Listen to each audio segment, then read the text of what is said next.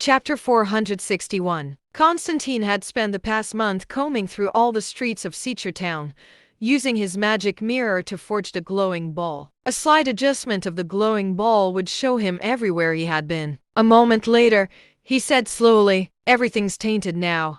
Where is he hiding?" "Over at Sea Lake Island, in Eileen's room." Eileen had just returned from a walk. She closed the door of her room behind her, putting her hands on the ground. A wave of spirit energy surged out, forming a barrier between her room and everything outside of it. Eileen took out something that looked like a flat disc after that, putting it on the table and channeling her spirit energy into it. The disc lit up with mysterious patterns and symbols, glowing blue. A few minutes later, 4 figures appeared in the blue glow. They were an old and wrinkled lady with a hunchback, a muscular man in a classy suit, an elderly scholar in his 50s donning glasses, and a young man in his 30s in fashionable clothing. The 4 of them appeared and asked almost at the same time, "What's the matter, Elder Fall?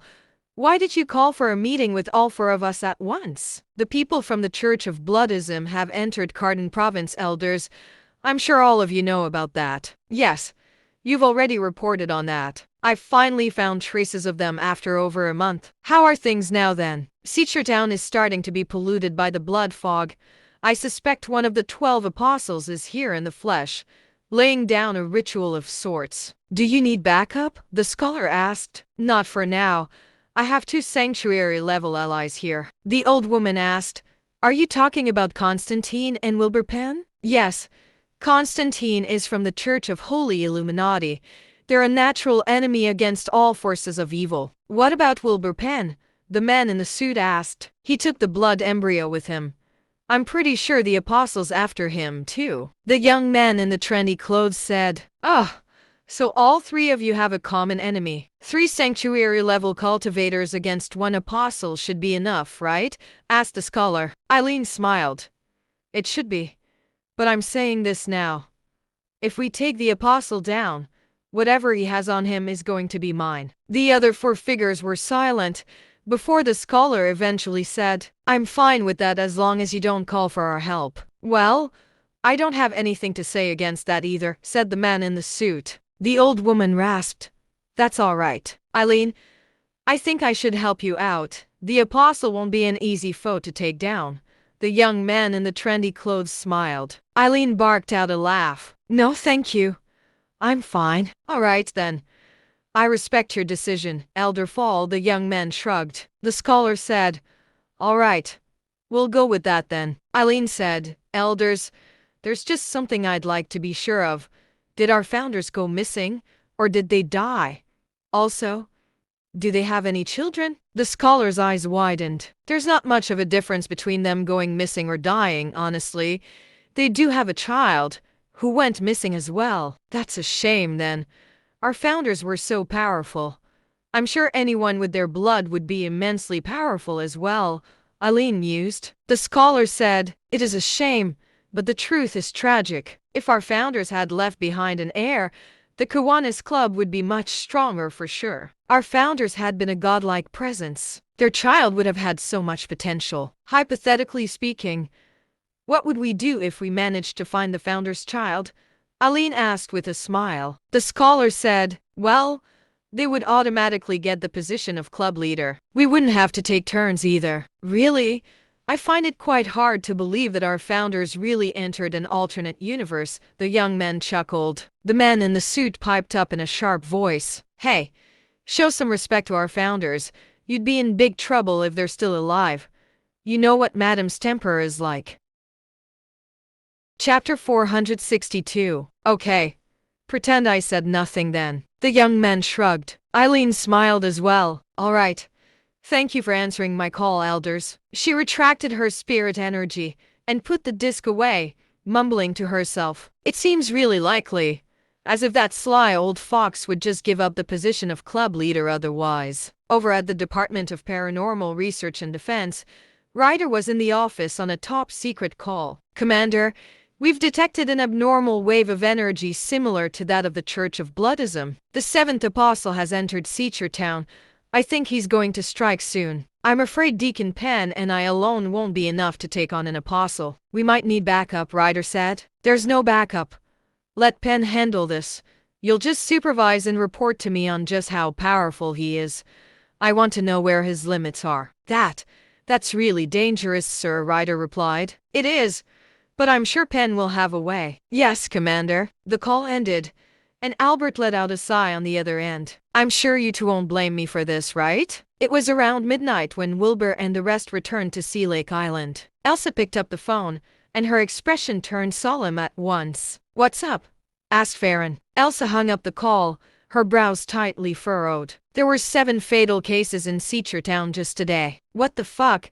Is there some psycho killer on the loose? Farron replied. Elsa shook her head. No, they're all regular people. None of the people in the cases even knew each other. They were all strangers who got into an argument over something incredibly small, and it escalated into a fight. You must be kidding with me.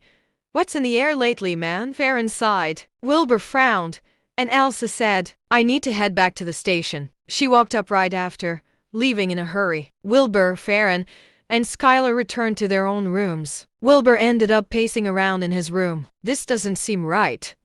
Wilbur mumbled to himself. Could those bloodism folks be behind this? He sat down in a cross-legged position at the thought, channeling his spirit senses and slowly spreading it out. Wilbur had an immensely powerful spirit sense, but it was still rather tedious for him to spread it around all of Town. After all, this was a city with a population of over 10 million people. Just then, the blood running underground had practically turned into an ocean. There was blood everywhere in the sewers underground, reeking of the putrid odor of iron and decay. Right in the central pool of blood, a bloody figure was slowly rising up. He looked like a demon completely covered in blood, only vaguely resembling a human being from his outline aside from the 2 huge horns on his head. O mighty blood god, I came to you with this carnal offering. I ask of you to grant me the strength to unleash a massacre on the people, to bring you new followers. The prayer ended, and all the blood around the figure flowed backward into the central pool, condensing on the figure. Very soon, a demon around 8 meters tall appeared. It had some gigantic horns on its head, and its body was covered in bloody armor as it wielded a huge bloody axe with a murderous expression. Chapter 463. The demon evolved from the 7th apostle with its lower body submerged in the blood around it, the upper half making for a terrifying sight. This is the power of blood, O mighty blood god. Take this as an offering from your loyal servant, Catalacia the 7th apostle. Feast away, mighty blood god. Catalacia howled in demon form. Just then, Wilbur sat up fast and practically flew out of his room, shouting, Ryder! Within the next 10 seconds, Ryder appeared in front of him holding his suitcase. Eileen had also appeared. Wilbur headed to the city center at once. I found the guy. Ryder and Eileen followed closely behind him. Eileen said, Mr. Penn, I'm taking whatever's on that fella this time. Go for it if you're powerful enough to do that, said Wilbur, leaving Eileen speechless. At the same time, a bright red dot appeared on the white ball of light in front of Constantine. Found you! Constantine did not waste another word, walking out of the church. He soared into the air, flying toward the city center. A few minutes later, all 4 of them arrived at the square in the middle of the city at the same time. Just as they had greeted each other, the ground of the square split open. Rocks flew in all directions as Catalacia's enormous demonic form rose up in front of them. Get back, Ryder! Keep a safe distance, Wilbur shouted at once. Ryder sensed the enormous power radiating off Catalacia and knew he was no match for it, retreating several hundred meters to set up his super cannon on the top of a roof. At the same time, Wilbur, Eileen, and Constantine formed a triangle surrounding Catalacia. Catalacia reeked of blood and decay, radiating a powerful spiritual pressure as he let out a raucous peal of laughter at the 3 cultivators. You're all at the sanctuary level, not bad, Constantine shouted. You monster! How dare you show such arrogance to me? I subject you to the judgment of true light. Upon saying so, a pillar of heavenly light rose from Constantine's body. The air rang with hymns, and hundreds of cherubs flew enchanted next to the pillar of light. A powerful wave of spiritual pressure immediately enveloped the entire square. Constantine was already using his sanctuary-level powers with his first attack. All dark, evil, and chaotic beings within his spirit barrier would be suppressed. Eileen also took a deep breath, spiritual energy surging wildly out of her body and condensing into a set of battle armor with two large, serrated swords appearing in her hands. The armor and the swords burned brightly with spiritual flames as a powerful wave of spiritual pressure came rolling out toward Catalacia. Neither Eileen nor Constantine were holding back against an opponent of this level, attacking with their most powerful move right from the start. Wilbur saw this and took out his thunder cleaver at once. It burned brightly with spiritual flames, hissing and sparking with lightning in a terrifying manner. Chapter 464. The sight before Catalacia did not seem to affect him at all. He wielded the axe in his grasp as he roared, "You lowly mortals dare challenge the power of the blood god? Hand over the blood embryo now and repent your mistakes to the blood god." "Yeah, right," Wilbur shouted. He drove his foot hard into the ground, shattering the concrete beneath him before attacking Catalacia. He zipped up to Catalacia's left side in no time, swinging his thunder cleaver out at an unimaginable angle to hack right into Catalacia's hip. The immense power in the thunder cleaver let out a loud howling sound. Anyone below the sanctuary level would be killed outright by the attack. At the same time, Eileen let out a loud roar as she stepped forward, leaping into the air to drive one of her burning swords into Catalacia's chest and the other against his neck. Constantine shouted, a bright holy flame shooting out from his cuffed hands to strike Catalacia in the head. Catalacia laughed wildly in the face of the attacks. He turned around, swinging his axe at Wilbur as he launched an attack on Eileen with his left fist. Both axe and cleaver collided with a deafening sound, and Wilbur was sent flying over 10 meters backward from the immense power of the blow. He caught his balance on the concrete, leaving a deep crack on the ground in his wake. Both of Eileen's swords were blocked by Catalacia's gigantic fist, and she was sent over 20 meters backward as well. Only Constantine's holy flame managed to strike Catalacia's head. However, the blood-red armor on Catalacia's body seemed to be protecting him completely, and the flames merely struck the demon's helmet. It left behind a burn mark about the size of a fist and had hardly hurt Catalacia himself at all. All of this happened in a matter of seconds. Wilbur pounced forward the second he caught his balance again. His thunder cleaver overflowed with power as he zipped around Catalacia in circles and began to rain attacks on him at high speed. Eileen let out a cry after she was hit,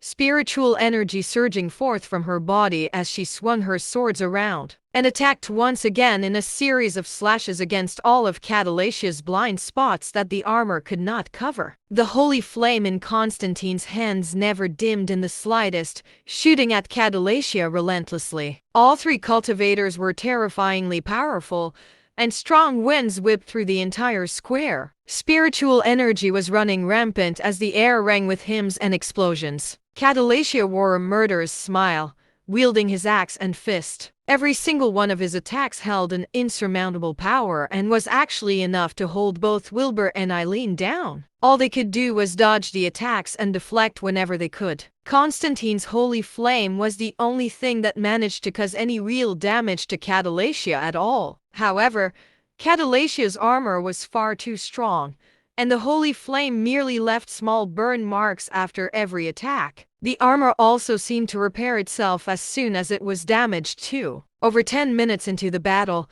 Catalacia was growing stronger and gaining momentum, while Wilbur, Eileen, and Constantine had used up a great deal of their spiritual energy. It was important to note that this opponent of theirs seemed to have limitless spiritual energy, and even sanctuary-level cultivators like them were finding it hard to keep up. Eileen's sword slashed and swiped at Catalacia's armor, but they sprang backward from the power of the armor and sent her flying backward. She landed on the ground and shouted, "I'm afraid we might not win if this goes on." Although she was saying so, she merely heaved a breath before jumping in on the opponent once again. Wilbur brandished his thunder cleaver as he soared around Catalacia, trying to find a weak spot. He realized that Catalacia's defenses were terrifyingly powerful, whether it was against him and Eileen's physical attacks or Constantine's spells. A holy flame was specifically designed to take down evil forces, and yet it had done next to no damage along with their weapons. On top of that,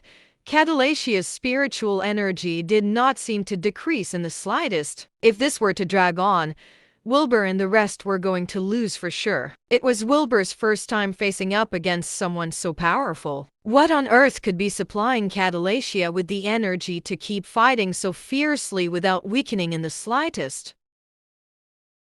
Chapter 465. Something had to be going on here.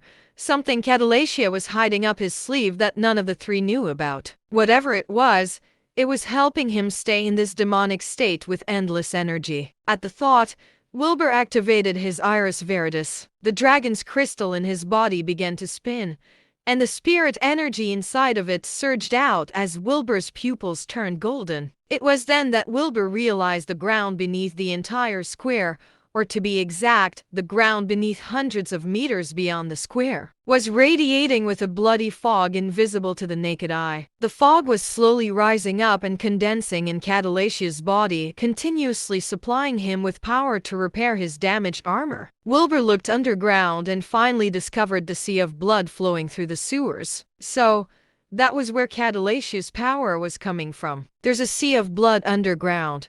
As long as it doesn't dry up, he'll continue to have an endless supply of power, Wilbur shouted as he continued to fight. Constantine and Eileen seemed to have known about this before him. Eileen frowned and said, "Take care of it, or we won't be able to hold up against him." Just then, the citizens residing near the square were woken up by the explosive sounds. They looked out from their windows and felt their jaws hit the ground. The people reeled in terror, fleeing their rooms and running outside. Wilbur shouted at once, "Ryder, call Elsa and have her clear the area. No mortals within a kilometer's radius." "Got it." Ryder made the call at once, but Elsa had already set out with a team before that. They began dispersing the crowd, sealing off all areas within a kilometer-wide radius with police tape. "Let's just think of how we're going to beat this thing." Eileen's chest heaved as she swung her swords. Wilbur's brows were tightly furrowed. He could not think of a way to cut off Catalacia's connection to the blood underground, and could only say, "Let's just go all out, or we'll be in trouble." As he spoke, Wilbur let out a growl and the dragon's crystal inside him began to spin at the speed of light, and the dragon's head mark on his back lit up. A terrifying wave of spiritual energy, thunder energy, and dragon energy flowed into the thunder cleaver. The blade of the cleaver glowed red with a spiritual flame, as well as a blinding glow of white lightning energy. Having gathered all three energies, Wilbur let out a roar as he charged at Catalacia with a series of attacks. Catalacia howled in response, swinging his axe toward Wilbur. However, Wilbur was moving too fast, and the axe missed its mark many times. It seemed to increase its power in its attacks, chasing after Wilbur until he finally had to tilt to the side. Nevertheless, Wilbur's combat skills could be considered godlike. As he lost his balance, Wilbur's thunder cleaver struck Catalacia in the back of his waist. Under Wilbur's tremendous power, a crack finally appeared on Catalacia's armor and blood trickled out. "We've cracked the defense," Eileen cheered. She put the handles of both swords parallel to each other in opposite directions, forming a double-edged serrated sword. Spiritual flames shot out from the double-edged sword, radiating with a terrifying spiritual pressure. Eileen soared into the air, bringing the combined sword down on Catalacia's head heavily. The sword seemed to leave a trail of light and fire in its wake. Catalacia raised his axe to meet the blow after sensing the power it held. Just then, Wilbur attacked again. At the same time, Constantine was already hovering in mid-air with his hands open, muttering a string of prayers as a terrifying wave of energy condensed in his palms. Chapter 466. Catalacia's axe collided harshly against Eileen's double-edged sword and let out an earth-shattering sound. Catalacia's feet sank into the ground, but Eileen was sent flying over 10 meters from the impact of that collision. Blood trickled from the corner of her mouth when she landed. At the same time, Wilbur's attack struck Catalacia on his body. A deafening boom could be heard as several more cracks appeared on Catalacia's armor, with blood gushing out endlessly. Wilbur shouted, "If we hurt him badly enough, he won't be able to recover in time." "Dude, I'm putting my life on the line here." Eileen wiped the blood around her mouth, then started attacking once again. Wilbur circled Catalacia as he wielded his cleaver, calling out to Constantine, "Hurry the fuck up!" Constantine did not react, continuing to mutter prayers with his hands out. At the same time, a bushy-browed man in a black cape was setting up a sniper on the tallest building in Seachertown with the barrel aimed at the battlefield. The sniper was a good 5 meters long. Its magazine was in the shape of a gigantic circular disc, covered densely with scripture and symbols. The man looked through the viewfinder, his aim swapping between the three cultivators as he murmured to himself, "I can't believe I need this stupid thing to take down one of my own kind. You're bleeding me dry here. Come on." Just then, Constantine had finally finished his spell. A thick ball of white light appeared in his hands, a single wisp of a flame burning in the center of it. The flame flickered, and Wilbur and the rest seemed to feel their hearts jump along to it. Wilbur glanced cautiously at Constantine, slowing down on his attacks. Eileen frowned as well, even backing up. Even Catalacia sensed the danger from the ball of light, roaring at Constantine. Constantine sneered, "I sentence you to God's judgment, flame of doom." As the last 3 words left his lips, the ball of light shattered as the pale white flame in the middle drifted towards Catalacia. Catalacia's form was evolving once again, growing over 10 meters tall, making for a terrifying sight. Something like the barrel of a cannon appeared at his chest, glowing red with rampant spiritual energy. Demon bullet. A wave of spirit pressure surged out as a demon bullet the size of a fist shot out from the barrel on Catalacia's chest. The demon bullet was covered in moving symbols. It let out a demonic shriek as it collided against Constantine's flame of doom. Both terrifying energies collided in midair,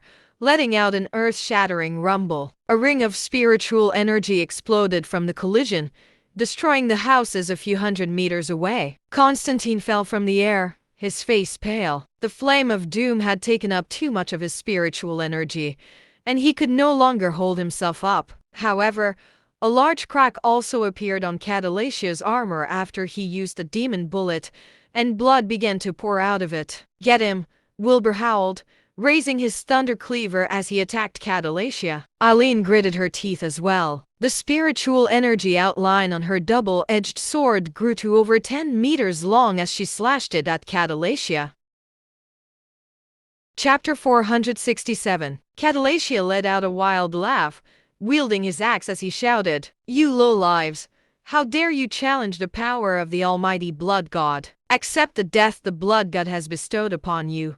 It is your honor." Catalacia, now in his secondary form, had grown even more feral as his axe grew stronger with energy. Cracks began to appear in the ground, and the square began to crumble. "Fucking hell," Wilbur cursed, strengthening his attacks. This opponent of theirs was now a feral demon, with no other emotion other than a thirst for blood and murder. He was also gigantic and impossibly powerful, making it hard to attack him at all. Constantine was already weak enough as it was, and it was clear he was in no condition to keep fighting. Eileen gritted her teeth, joining the battle once again. Spiritual flames continued to shoot out of her sword without stopping, and she got back to attacking as soon as she was sent flying. She was starting to be quite a hindrance to Catalacia. Wilbur's thunder cleaver, though, was the biggest threat to Catalacia. It held 3 energies fused together and was able to leave a wound on Catalacia in his secondary form. Catalacia no longer had the support of the blood pool underground,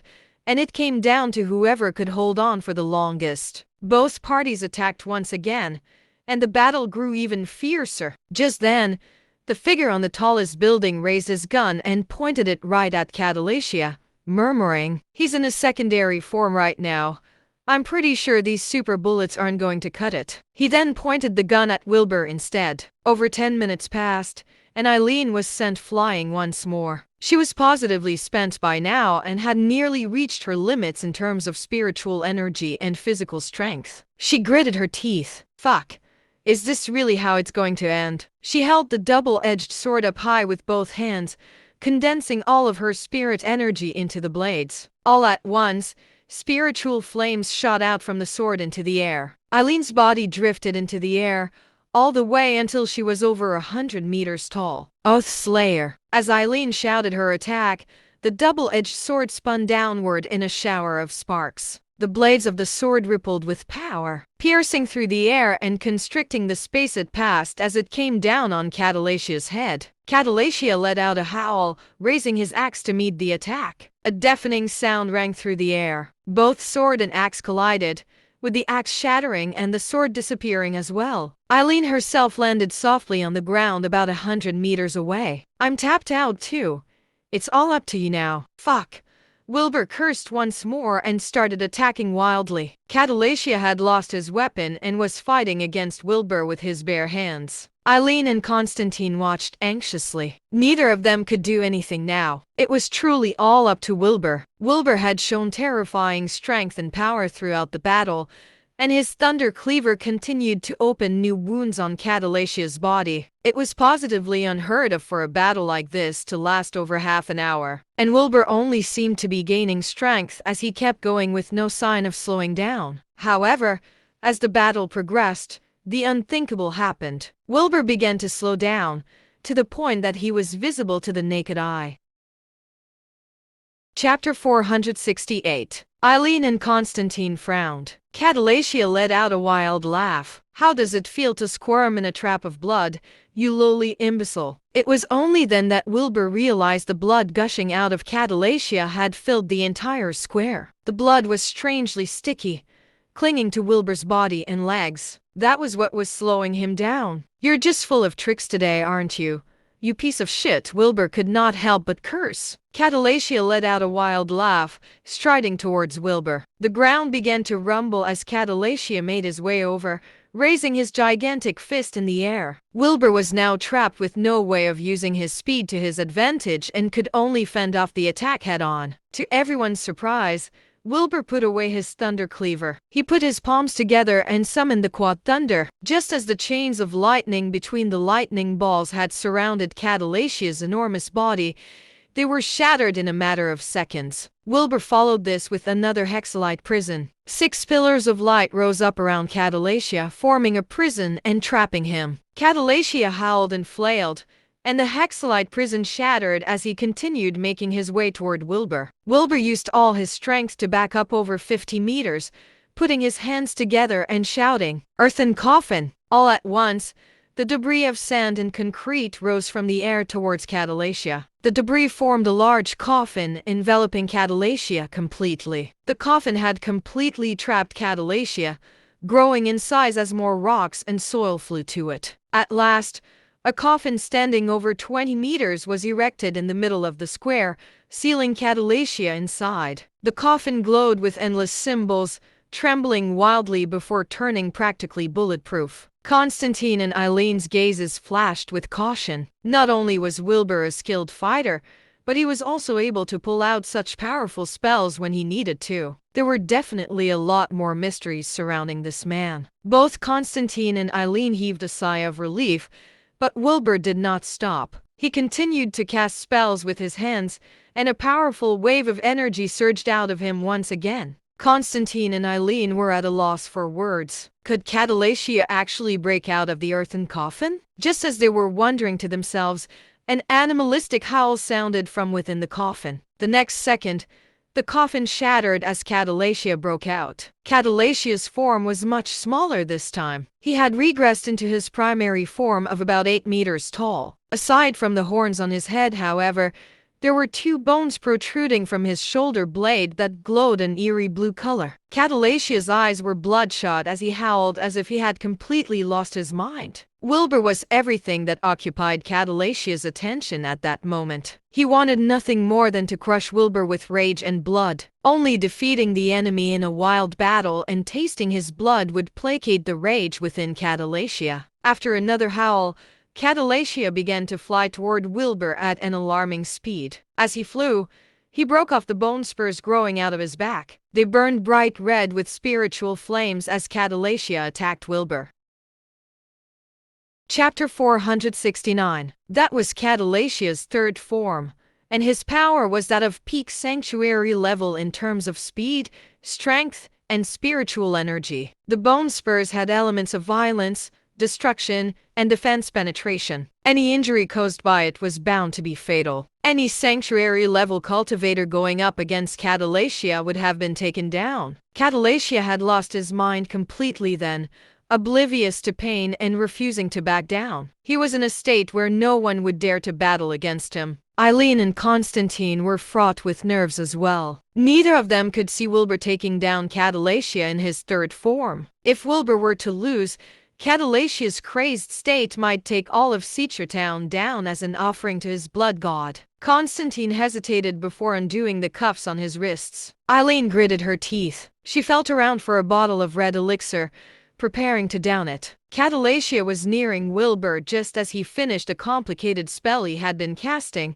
putting his palms together and shouting, "Spear of Death!" A long spear made out of gray symbols appeared behind Catalacia in the blink of an eye. "Higher order magic?" Constantine cried out in shock. Eileen's brows furrowed, and she retreated 100 meters back while holding the bottle of elixir. Catalacia was in front of Wilbur already, with the bone spurs about to stab into him. However, the spear of death had already entered Catalacia's body. Catalacia stopped short. All he could feel was all the energy draining from his body, and even his spirit was disintegrating. The bone spurs stopped just a centimeter before Wilbur, one of them practically touching his eyelid. Regardless, Wilbur had no intent of evading after finishing the spear of death, standing there in silence. At last, Catalacia's enormous body fell over, kicking up a cloud of dust as it landed on the ground. Eileen and Constantine let out a long sigh of relief, getting up and making their way over to Catalacia's corpse. They were not worried anymore this time. The spear of death was a spell targeted toward one's spirit. Anyone pierced by it would have their spirit destroyed completely, and there was no cure for that. Catalacia was going to disappear from the world completely, and even a god would not be able to revive him. Eileen glanced at his corpse, marveling at Wilbur. "That was incredible. Not only are you a phenomenal fighter, but you even know higher order magic. Dude, you're even scarier than this monster." "Honorable Mr. Penn, your skills have left me in awe. You must be the most powerful sanctuary-level cultivator there is," Constantine said, his expression one of awe as he put his cuffs back on. Wilbur said, "Thank you for the praise. The apostle's gone now. You two can leave too." Constantine frowned, and Eileen said nothing. Wilbur took out his thunder cleaver once again, and his tone turned cold. "I know you two have more tricks up your sleeves. I don't mind dueling the both of you again." Constantine shook his head. "No need for that. It would be foolish to fight against the most powerful sanctuary-level cultivator." He turned to leave after that. Eileen let out a sigh. "Ryder's been aiming at me the whole time, dude. Tell him to cut it out. It's creepy." She left after as well. Wilbur's gaze shifted to the tallest building in Seachertown. The man holding the super sniper, who was watching the battle, murmured, "Oh, they saw me the whole time. Thank goodness nothing's going to happen to me, though." He packed the sniper up, disappearing into the dark. Wilbur sneered. He picked up Catalacia's corpse, tossing it into his demiplane before heading towards Sea Lake Island. Ryder had appeared behind Wilbur just then as well, carrying his super cannon as he followed Wilbur quietly.